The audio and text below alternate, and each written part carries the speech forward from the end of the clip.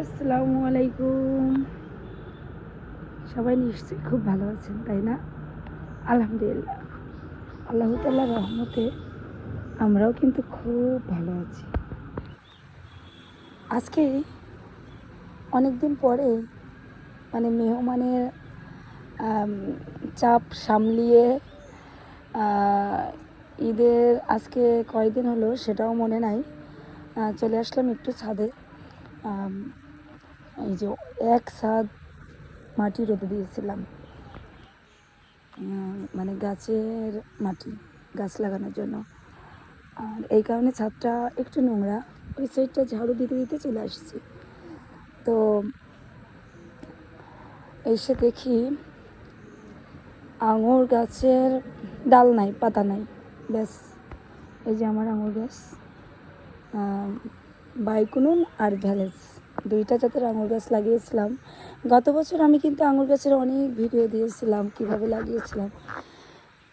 তো কিছুদিন আগে এসে দেখি গাছটা মারা হয়ে যাচ্ছে, ভাবলাম। তারপরে এই যে ডাল কেটে দিয়ে এই যে অবস্থা, মাশাল্লাহ মাশাল্লাহ। কয়েকটি ডাল মাত্র। তো কথায় বলে রাখে আল্লাহ মারে কে। দেখেন, মাশাল্লাহ, আলহামদুলিল্লাহ, কত আঙুর হয়েছে জানি না স্পষ্ট দেখা যাচ্ছে কি, মাত্র কয়েকটি ডাল। এই যে এখন এগুলো পাকবো। তো রাখে আল্লাহ মারেকে কেন বললাম, কিছুদিন আগে যখন আমার ছেলেটা অসুস্থ ছিল, তখন আমি আমার ছাদের গাছের উপরে তেমন কোনো খেয়ালই রাখিনি, যে ভাবছিলাম যে আল্লাহ যা করে, যে কয়টা গাছ বেঁচে থাকে। তো বাসায় এসে দেখি আমার আঙুর গাছের পাতা একটাও নেই। খুব কষ্ট লাগলো যে এত কষ্ট করে আঙুর গাছের এই পালাটা দিয়েছি আমি নিজে, একা বাঁশ কেটেছি, একা ছাদের উপরে নিয়ে এসে এই যে মাচাটা করেছি। তো যখন আঙুর গাছ পুরো পালাটা ভরে গেছিলো, তখন কিন্তু এর আনন্দটা ছিল অনেক অনেক বেশি, অনেক অনেক বেশি। তো যখন দেখলাম আমার আঙুর গাছ বেঁচেই নেই, আসলে আঙুর গাছ যখন শুকায় যায়, পাতা পড়ে যায়, তখন ধরার ক্ষমতা নেই যে এটা বেঁচে আছে না মারা গেছে। ডাল যতক্ষণ কাইচি দিয়ে বা কাটার দিয়ে না কাটা হবে, কারণ একটু দেখাই গাছের ছালটা ঠিক এরকম।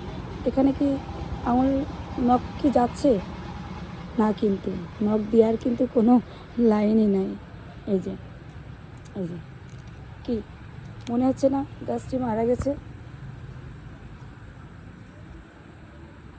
তারপরে এই যে ভাবলাম যে যাই হোক, দেখি ডাল কেটে একটু কাটার চেষ্টা করে দেখি, না আলহামদুলিল্লাহ আমার আঙুর গাছটি বেঁচে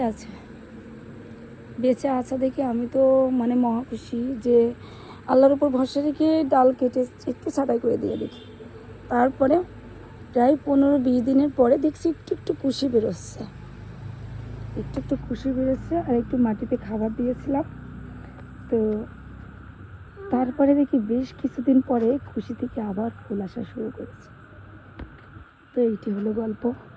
আসলে যারা ছাদ বাগান আমরা করি, এই ছাদ বাগানের গাছের সাথে আমাদের এমন সম্পর্ক হয়ে যায়,